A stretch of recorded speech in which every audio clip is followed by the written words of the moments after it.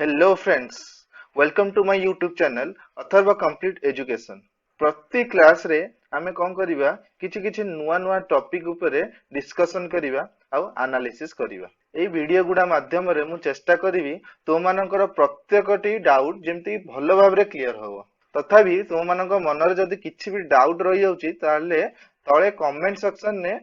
तुमे क्वेश्चन लिखि परिबो। आउ वीडियो टाकू केमिति भलो करियबो तार सजेशन भी देबो जदी बहुत भलो होबो। वीडियो टी देखला पर जदी वीडियो टी भलो लागुची ताले कोन करिवो ना सेठी लाइक बटन रे लाइक करिवो। आ जदी खराब लागुची ताले डिसलाइक करो आउ कोनडा खराब लागिला वीडियो टाकू आउ केमिति भलो करियबो सेटाकू भी तुमे सजेशन करि परिबो। आउ ए वीडियो टाकू अन्य मानक सह शेयर भी करो जेमति से माने ए वीडियो को देखि किछि उपकृत होई परिबे। आउ हां वीडियो टा देखला परे कोन करिवो सब्सक्राइब कर दियो। सब्सक्राइब कले कोन होबो ना जदी मु किछि नुवा वीडियो लेक्चर छाडिली ताले तुम पाखको संगे संग नोटिफिकेशन आसी जिवो। एबे हमें स्टार्ट करिबा आमो लेक्चर। रिकॉग्नाइजेशन ऑफ फोल्ड्स माने गोटे फोल्ड को केमिति हमें रिकॉग्नाइज करिया केमिति हमें आइडेंटिफाई करिया को क्राइटेरिया रु हमें जानि परिबो जे इटा गोटे फोल्ड। फर्स्ट हला फिजियोग्राफिक स्टडीज तापरे structural studies outcrop pattern direct observation photogeological and landsat imageries geophysical studies ଆଉ drilling and mining। फास्ट आसला फिजियोग्राफिक स्टडीज। फिजियोग्राफिक स्टडीज रे कोन कराय साधारणतः जियोमॉर्फोलॉजी स्टडी करा जाय। गोटे एरिया रो केमिति जियोमॉर्फोलॉजी अछि माने से एमिति उठिकी अछि ना एमिति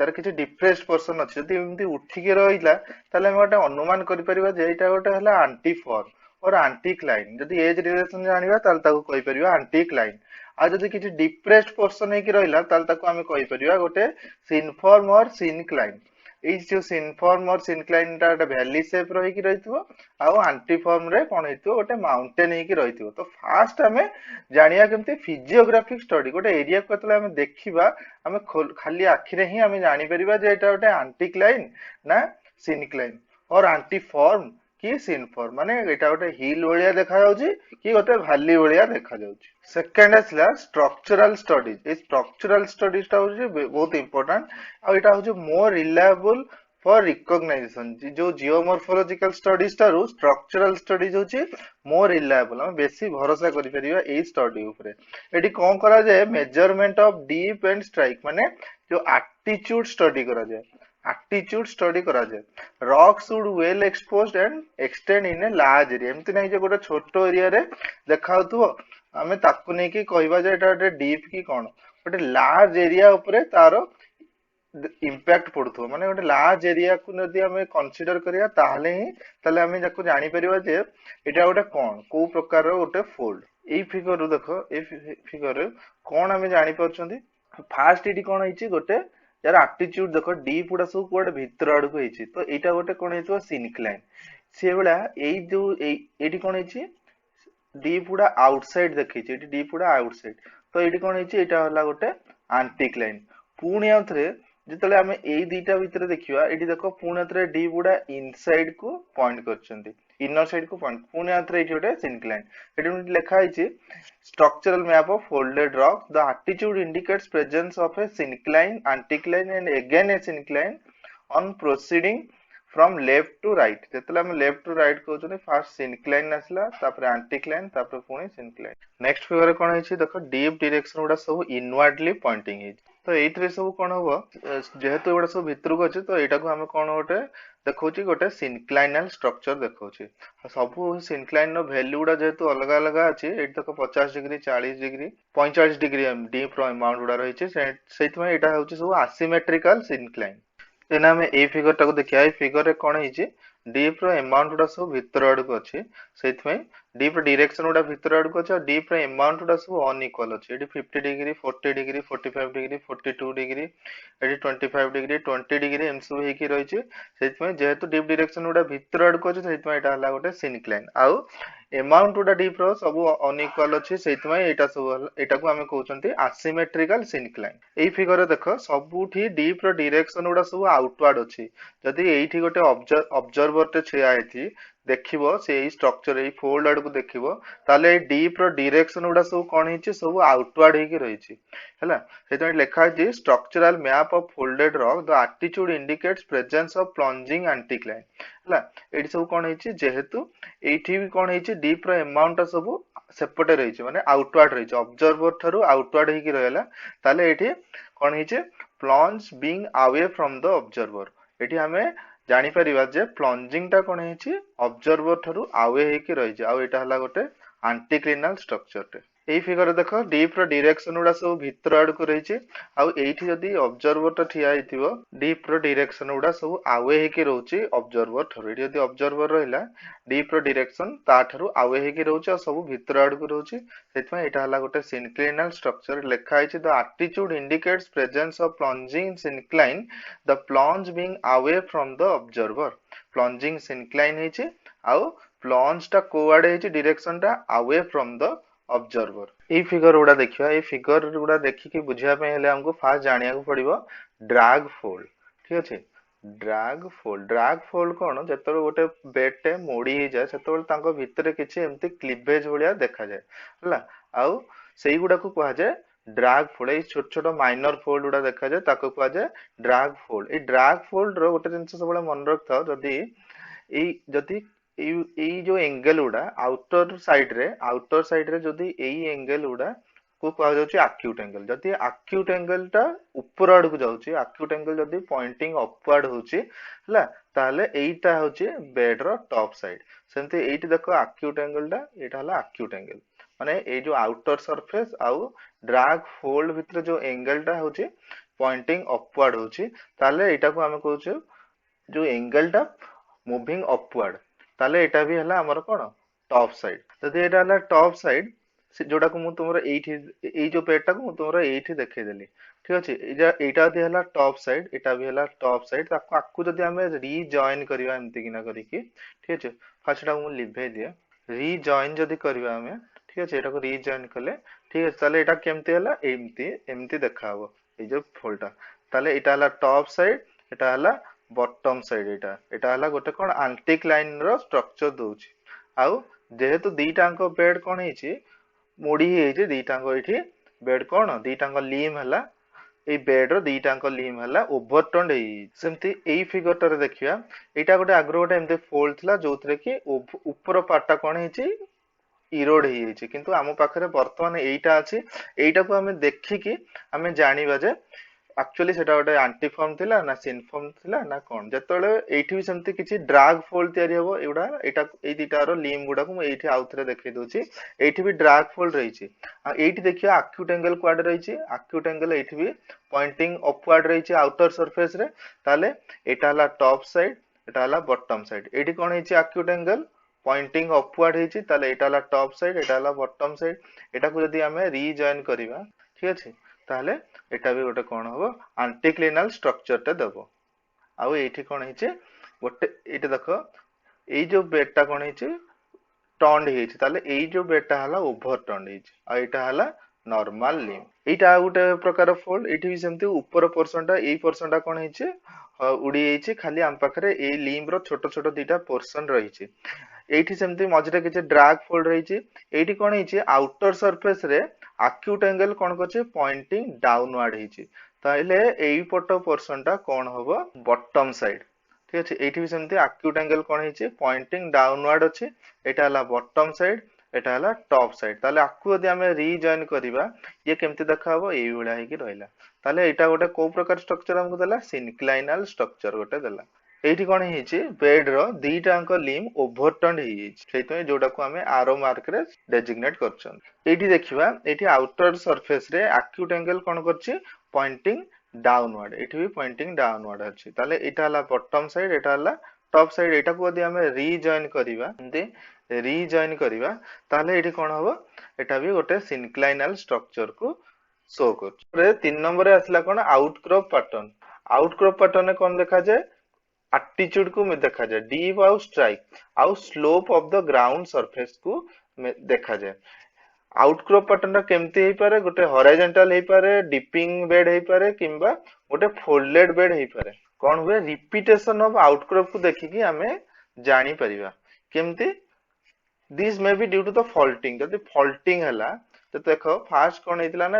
ए जो बेडटा एपटे थिला किंतु तले फॉल्टिंग हला ए ब्लॉक टा एठी जो थिला आगुरो ये कोन हला तळको खसी आसला तो ए जो बेडटा एटा आगुरो एठी थिला से तळको खसी आसला एठी कोन हेची बेडटा रिपीटेशन हला सेमती बेड बेड कोन हुए जदि गोटे बेडटा मन कर आगुरो एमते एमते हेकी थिला ठीक अछि किंतु एई जगहटा मन कर इरोजन हेकी पळेला ताले कोन हो से बेडटा एठी आसिला पुणी ए जगहटा गैप हेगला पुणी एठी कोन हला रिपीट हला सेठी सेठी लिखा है due to favourable topography and dip direction and amount सेमती एठी कोन हेची एटा हला गोटे हिल दे थिला किंतु मझीटा कोन हेची उडी की पळेची कटि हेची और इरोड हेची सेठी लिखा है due to existence of anticline and favourable topography सेमती एठी गोटे कोन थिला due to existence of syncline एटा गोटे सिनक्लाइन थिला किंतु मझीटा इरोड हेची सेतमे ए बेडटा पुणी आउतरे एठी कोन हेची रिपीट हेची सेमती शेप ऑफ द आउटक्रॉप रो शेप को भी देखि कि हमें जानी परिबा जे एटा गोटे एंटीक्लाइन और सिनक्लाइन एठी कोन हेतै जदि डीप गुडा जदि आवे हेतिबो एठी ठीक अछि आवे हेतिबो ताले हमें इजीली जानी परिबा जे एटा हला गोटे एंटीक्लाइनल स्ट्रक्चर माने सब बेड गुडा कोन हेछि आवे हेछि ता माने कोन एटा गोटे हाईलैंड ता माने एटा हला गोटे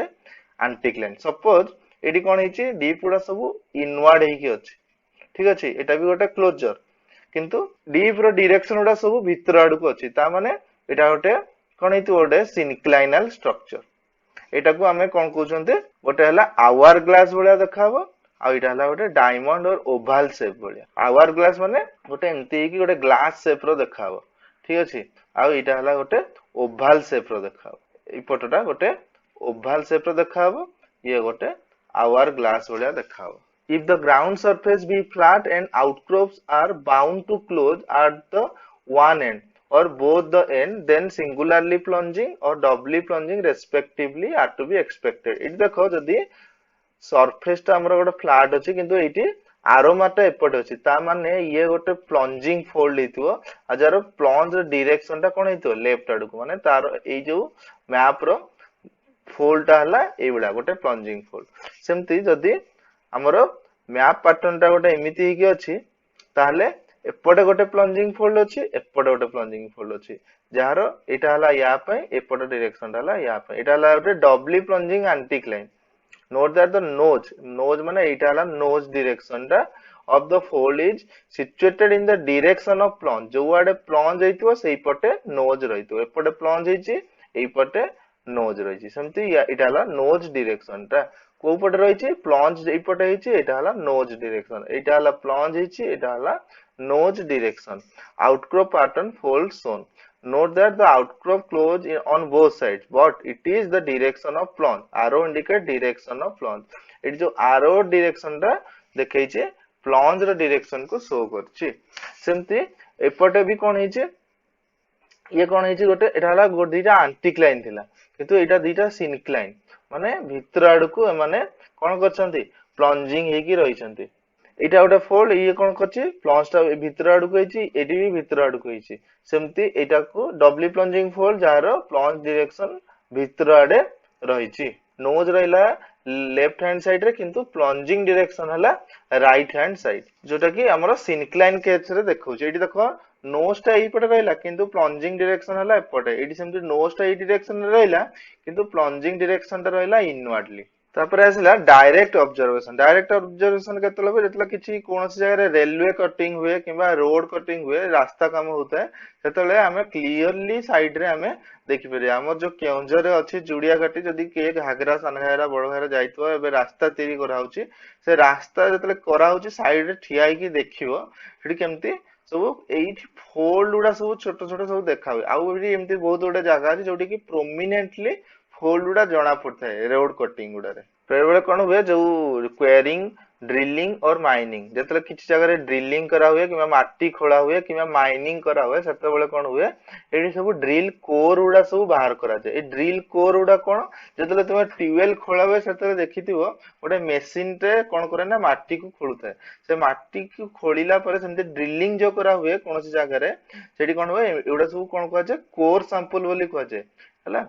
कोर सैंपल देखो कोर सैंपल बोली कह जाए। तो एगुड़ा रे कोन हुए ना जतले बाहर को अणा हुए सब एठी छोट छोट देखो एठी सब फोल्ड गुड़ा सब देखिया को मिलुची। तो एगुड़ा को ऊपर स्टडी करा जाए। तो एथिरो भी हमें जानि पारू बेड रे कोठी सब कोन हमें जत अंडरग्राउंड रे कोठी सब कोन फोल्ड अछि। एठी देखो केते बडा बडा सब फोल्ड गुड़ा सब जणा पड़छे। ठीक अछि ताला सब माइनर फोल्ड गुड़ा हमें ऑब्जर्व करथाउ। बेले बेले कोन हुए एमती किछि जियोलॉजिकल स्ट्रक्चर थांती जोटी कि फोल्ड गुड़ा थाए किंतु सेगुड़ा को हमें खाली आखिरे जानि पारि न था। ठीक से जानि पारुनी कोन पे ना कारण सेगुड़ा बहुत बड़ बड़ स्ट्रक्चर थांती। जेमती सेही सब क्षेत्र रे हमें कोन यूज करथो aerial photograph and Landsat imagery. कोन लार्ज स्केल फोल्ड हेतुवा दरकार and other structure which can not be recognised during direct observation. Direct जदी हमें या पाखरे हमें छिडा हवा ताले हमें जानि परिबान जे ये केते बड़ फोल्ड। सेति में कोन करावे aerial photograph remote sensing use करिकि ओटे